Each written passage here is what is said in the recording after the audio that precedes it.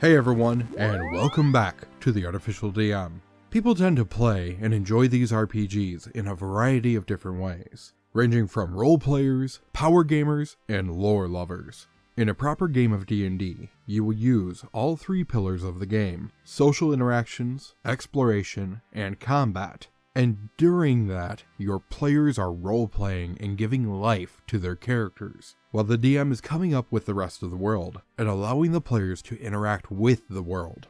Some people, though, get a little obsessive about role-playing, and view that as the pivotal point of the game. While role-playing is fun and a great part of the game, you have to remember that different people play D&D differently. In this story, we have a DM who experienced too much Critical Role. And so, he wants to experience his own personal Critical Role. So let's go ahead and dive into this RPG horror story. Am I the asshole for my looking for group post and replies I made against a commenter who came off as incredibly rude? Hey RPG Horror Stories, off and on long-time reader, first-time writer here. For your information, this story occurred today. I'm writing about it moments afterwards. Recently, in the past week, I've posted a Looking for Players post for an upcoming campaign I've been wanting to run in the Looking for Group subreddit. The campaigns I run as a DM are quite focused and specific in the experiences that I'm looking to have in D&D, namely character-centric development with heavy roleplay. In the post, I stated clearly what specific player styles would be good or bad matches for the campaign I'm running.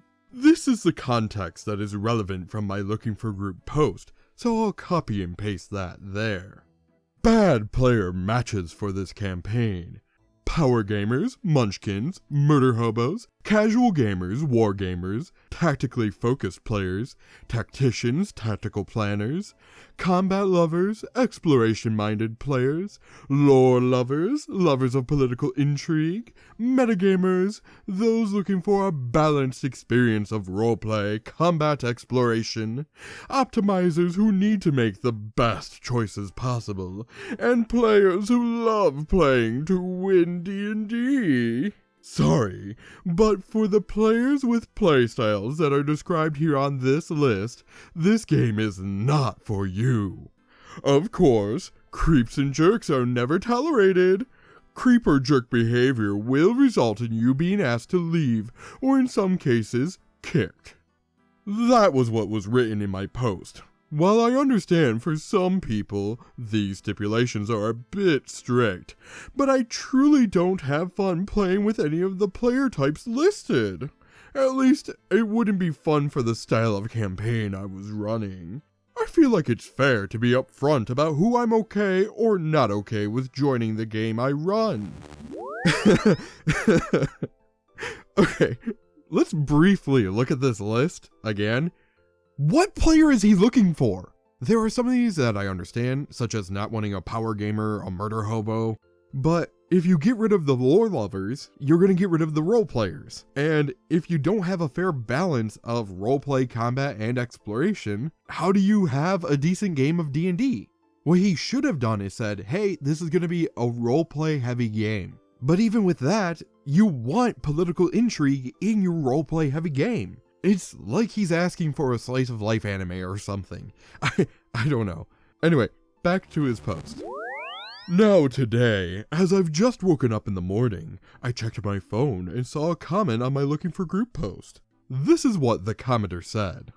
Dude, I would love to play, but your list of bad matches literally rules out anyone who loves lore. So forget learning about your world, I guess. Players who are tactical, meaning that tactics have no place in combat. Players who are either a casual gamer or a power gamer, meaning there's a thin line between. Not to mention the ad-infested application doc. Yikes. There's an application doc? Alright, I gotta look at the post. Oh my gosh. There's an application to click on. We're gonna look at this guy's original post too. Looking for group player application for D&D 5e campaign. Things that are mandatory: a decent mic, the ability to use Discord, the ability to use D&D Beyond character sheets, and rock solid availability for 3 hours and 30-minute sessions once a week. And then some standard application stuff, but there are some questions in here that are very interesting to look at. 1. Would you ever consider running a game? If not, why not? Alright, cool. 2. Have you ever had a shitty game master? What did they do that was shitty? 3. If you disagree with the GM about a ruling, what would you do? 4. What's your opinion on role-playing goofy, silly social interactions between characters? Your opinion on serious, emotional interactions? What's your opinion on spending a substantial amount of time watching and listening to other players roleplay without your participation? Wait, what? Without your... Is this DM going to sit there and roleplay with one player at a time and go his way around the table, roleplaying with NPCs and players? That's interesting to say the least. I'm not going to go through and show off everything about this post and read through it. I'm going to quickly scroll through it a little bit and just show you how huge this post is. This is a fairly large post in my opinion. Anyway, back to what the commenter said on this guy's original post. I'm not taking shots, but it sure seems like a lot of hoops to jump through. I've been a DM for about 10 years, and just, wow. More power to ya, but I'm expecting to hear about your campaign from Crit Crab or the like. Edit. The more times I read your bad matches list, the more I realize how ludicrously absurd it is. Just let people play, man. Part of being a DM is learning to navigate the plethora of player dynamics. Before we get into the rest about OP's reply to this guy, I have to agree with him. Every player plays the game differently, and each of them like D&D for different reasons. So learning how to play the game without making a massive rules list is how you're going to get better at running D&D. Back to what the asshole has to say about the guy who commented on his original Looking for Group post. That was what the commenter said. I don't know about anyone else, but that comment came off as incredibly rude to me, as it sounded condescending. Had a vibe of, oh, I know better than you, so you're wrong, and I'm gonna let you know how wrong you are. Like, it was so uncalled for, considering it was the Looking for Group subreddit. In my opinion, if a game doesn't fit your preferences, move on and look for another group that would fit you better. No need to have said what this commenter did. And the thing about the ad-infested application, apparently the link to the player application had adware. I had no idea, since my adblock took care of the adware, so I didn't see it until it was too late. Also, the expecting to hear about your campaign from Crit Crab bit seems to imply that my campaign I'm running would be so bad that naturally it'd be a notable horror story just based off this commenter's presumptions. I don't even know what a Crit Crab is. And the last part with their edit with, just let people play man, also is rife with entitlement. Afterwards, I made a few admittedly sarcastic and snarky replies back. I did so partly because I was so baffled by what I had just read, and also I felt I had to stand my ground against comments that were so lacking in manners and awareness. I felt a bit defensive. At one point in my replies, I did say to the commenter, if you were hoping to change minds, you would be better served persuading impressionable children than a stranger on the internet. This was meant as a sarcastic remark about how only kids, who would basically believe in anything, would be the only people to believe whatever his comments were talking about. Of course, in the reply afterwards, they focused on that point to try to allude to me being some sort of weird creep, and of course I wasn't having any of it. The main point is, after all is said and done, a part of myself wonders if I'm a jerk for thinking the commenter was rude. Was I justified in what I wrote back? Did I go too far? Was the extent of how I replied even warranted? A part of myself likes to think so, but I'm not completely sure. After that, my day has been a bit of a downer, but I'll move on eventually. What do you think, RPG Horror Stories? Was I the asshole? And then OP shares the link to his Looking for Group post. But as some of the commenters on this post recommended, they decided to go ahead and share what a good player match would be. Good player matches for this campaign. Actors, storytellers, those who love expressing their character's personality, players who place everyone's fun as a high priority, willing to be cooperative in this improv storytelling experience, players who love social roleplay of deeply personal nature. Amateur thespians, dedicated roleplayers, first-person active roleplay, or third-person passive roleplay. I don't mind. Just make sure to be committed to being in character. Or newbies to the roleplay world who are highly interested in social roleplay. You're welcome in this game.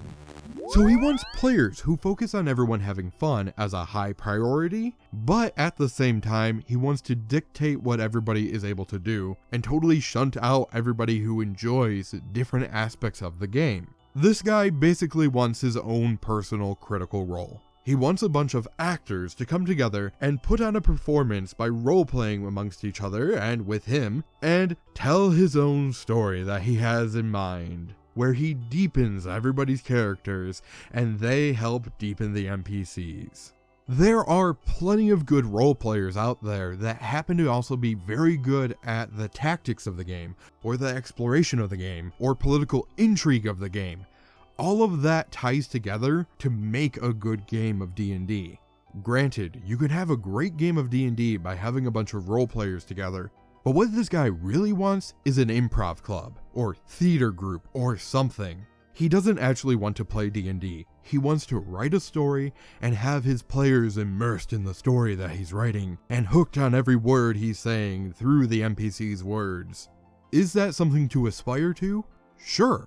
But you have to embrace the rest of the game and encourage your players to roleplay without pressuring them in order to get to the point where everybody is comfortable to be able to roleplay and be immersed in the world and the storytelling and the lore and sharing their characters' feelings and the experiences their characters are going through as they interact with the world that you all together create. I will say, your everyday jackass, hopefully you're able to relinquish some of your demands so you can get some players and get to that point where you have a great group, but you can't go into it with the expectations of everybody being perfect. Here is one excerpt from his Looking for Group post. 5 years ago, I was in a bad dark place, but then I discovered Critical Role. The rest is history. Then, 3 years ago, I played my first D&D game. I don't expect others to play like how they do on Critical Role, but for me, Critical Role has been a major inspiration, and in a way was a light that saved me, changed my life, for how I play and run games. Here's the thing, OP, I hope you eventually learn to let go of some of your restrictions and allow your players to come in, play with you, and develop into Critical Role. It is something to aspire to look toward and be like, wow, they're having such a great time and everybody's role-playing and interacting. I want my players to do that. But what you might want to do first is go join an improv group or even a theater group, because when people come together to play D&D, they want all three pillars. Beautiful priestess needed for D&D.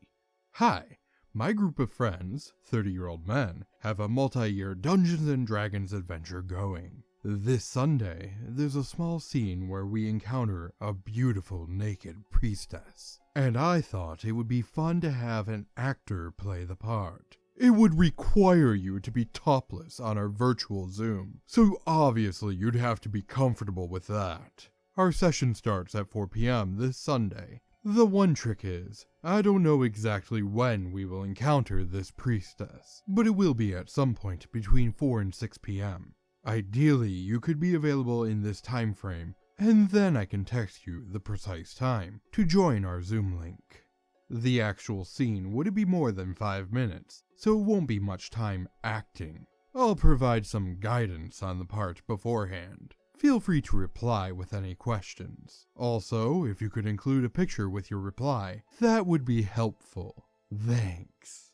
So apparently the DM is willing to pay $100 to basically come on and be his sexy NPC. I will say, at least he's willing to pay her, but if I was one of those players, I would be totally uncomfortable with this. I'm here to play D&D. I don't want to see some cam girl coming on, especially in my case, being as I'm married. It's not poison, it's acid that makes you fall asleep. by Drake Vegas. I've got a DM who plays things extremely fast and loose, to the point where entire systems suddenly appear and disappear as the DM was improvising and not writing anything down. I'm actually under the impression that he's never ever tried to learn the rules of the game before, so he uses DM Fiat to run entire games. After the party enjoyed a wonderful evening at the circus, we were returning to the inn to rest before our adventure tomorrow, when suddenly a mystery figure blows a poison dart at the party member in the rear, with the intent to kidnap, not kill. The problem is, that stupid ass assassin shot a poison dart at the only Yuan-ti in the party, the only one with natural immunity to poison. I was the first to point it out, and I got excited. This assassin just blew his own cover, and the rest of the party was alerted to it. My mind immediately conjured this scenario, where we could interrogate him and find out why they would kidnap my fellow adventurer, or find out why he was worth kidnapping. This clumsy assassin was a fantastic idea for a plot hook. No, I was stupid. The rest of the story is stupid too. The DM backpedals and fixes everything. No, it's not poison. It's acid. Acid that makes you fall asleep. This didn't sit well for anyone. We explained that poison and acid are two very different things. We explained how relabeling something on the fly to circumvent a character's racial feature is bad DMing. We also explained to him that if acid makes you fall asleep, it's because it's poisonous. We argued for a half hour trying to solve this issue, where I even volunteered to retcon the scene and be the actual target, because it was sufficiently dramatic and I was tired of this stupid scene. The ultimate solution to the problem was to retcon the scene entirely. It never happened. Nobody shot a dart in the first place. This was annoying by itself, but it also made us all aware that the DM had no plan for that encounter. We all went off on our merry way back to the inn. Nobody came after us in our sleep, nobody came after us on our way out of town, and now we knew that the DM was so into improv that nothing that we encountered was planned. It was all going to be a clusterfuck of whatever the DM thought of at that very second, and the DM was going to use his own unique take on the rules to keep us on our feet. Bonus story. We ended up fighting a big boss monster, a Gnoll King who wielded a jagged lance and terrorized the countryside. My character, having martial weapons training, announces that if we stay close, he'll have a hard time hitting us. I was referencing the lance's special property of making attacks within 5 feet at disadvantage, something that my character would definitely be aware of. The DM chimes in with, no. The lance is special shaped, so that it doesn't have that. I understand running improv in the game, especially as a DM. However, I take the time and read the rules, and sometimes, as a DM, you end up making a mistake. You end up presenting something that you believe would be a challenge, but then it turns out one of the characters has an ability that completely nullifies the entire encounter. You gotta shrug, laugh at yourself, and move on. And then for next session, bring something a little more powerful.